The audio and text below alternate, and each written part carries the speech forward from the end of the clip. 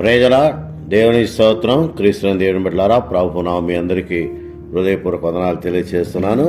ఉదయకాలమున ప్రభు అయిన యేసు క్రీస్తు వారి అతి శ్రేష్టమైన నామమున మీ అందరికీ శుభవందనాలు తెలియజేస్తున్నాను. ప్రభువుతో ప్రతిదినము అనుదిన ఆశీర్వాదాలు పొందుటకు, అరుణోదయ దర్శనము, అనుదిన వాగ్దానం పొందుటకు దేవుడు మనకిచ్చిన గొప్ప ధన్యతను బట్టి దేవునికి మనం స్తుతులు స్తోత్రాలు చెల్లిస్తున్నాం. దేవుని వాక్యాన్ని ధ్యానం చేసుకుందాం. ఆదికాండం 21వ అధ్యాయము 22వ వచనాన్ని చదువుకుందాం. ఆదికాండం 21వ అధ్యాయం 22వ వచనాన్ని చదువుకుందాం. నీవు చేయు పనులన్నిటిలోనూ నీ దేవుడు నీకు తోడై ఉన్నాడు. నీవు చేయు పనులన్నిటిలో దేవుడు నీకు తోడై ఉన్నాడు.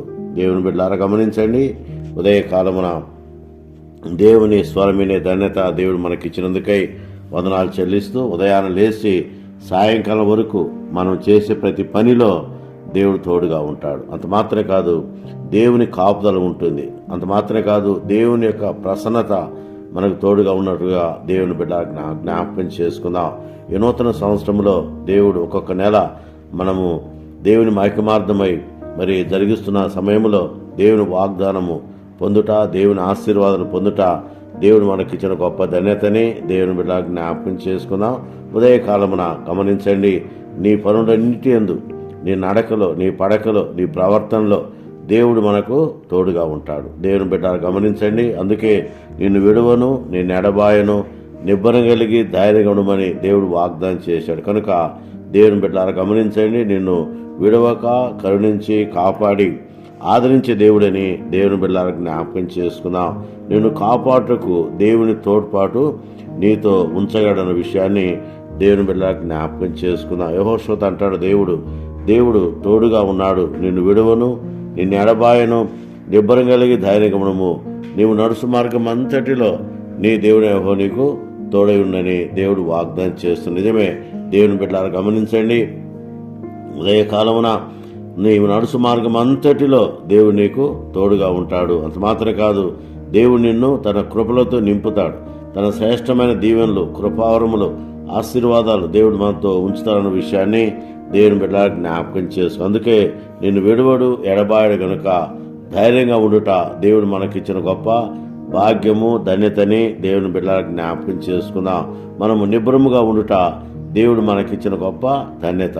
మనం నిబ్రముగా ఉండాలి అంటే దైవ సన్నిధిలో మనము ఏకముగా కూడి ప్రార్థన చేయాలి. అంత మాత్రమే కాదు, ఆయన స్తుతించాలి, ఆయన ఘనపరచాలి, ఆయన ఘనమైన నామాన్ని కొనియాడాలని దేవుని బిడ్డలకు జ్ఞాపకం చేసుకుని ఉదయాన లేవగానే మనం దేవుని స్తుతించగలిగితే, ప్రార్థించగలిగితే, ఆయన ఘనమైన నామానికి మనం సంపూర్ణంగా సజీవ యాగముగా సమర్పించుకోగలిగితే దేవుడు ఆ దినమంతా మనతో ఉంటాడు. దిన దీవెనలు అనుగ్రహిస్తాడు, దిన కృపావరాలు అనుగ్రహిస్తాడు. అంత మాత్రమే కాదు, దినమంతా దేవుని యొక్క సన్నిధి మనకు తోడుగా ఉంచి, దీవించి, కరుణించి కాపాడే దేవుడని దేవుని బిడ్డలకు జ్ఞాపకం చేసుకుందాం. అందుకనే ఉదయకాలమున దేవుని వాగ్దానం గమనించండి, నీవు చేయు పనులన్నిటిలోనూ దేవుడు నీకు తోడై ఉంటాడు. ఏ పని చేసినా దేవుని మహిమార్థమై అది కొనసాగునట్లుగా దేవుడు నీతో ఉంటాడు, నీ పనులలో ఉంటాడు, నీ కార్యములో ఉంటాడు, నీ కుటుంబంలో ఉంటాడు. నువ్వు చేసే ప్రతి పనిలో దేవుని తోడ్పాటు ఉంటున్నట్లుగా దేవుని బిడ్డలకు జ్ఞాపకం చేసుకుని, అందుకనే నిన్ను విడువడు అని దేవుడు వాగ్దానం చేస్తూ. నిజమే దేవుని బిడ్డలకు గమనించండి, చేతులను సృష్టించింది ఆయనే, చేతిని ఆశీర్వదించి దేవుడు ఆయనే. అందుకనే నీవు చేయు పనులన్నిటిలో, నీ చేతి పనులన్నిటిలో దేవుడు నీకు తోడుగా ఉంటాడని దేవుని వాగ్దానం ఉంది. ఆ వాగ్దానము నెరవేరుతుంది.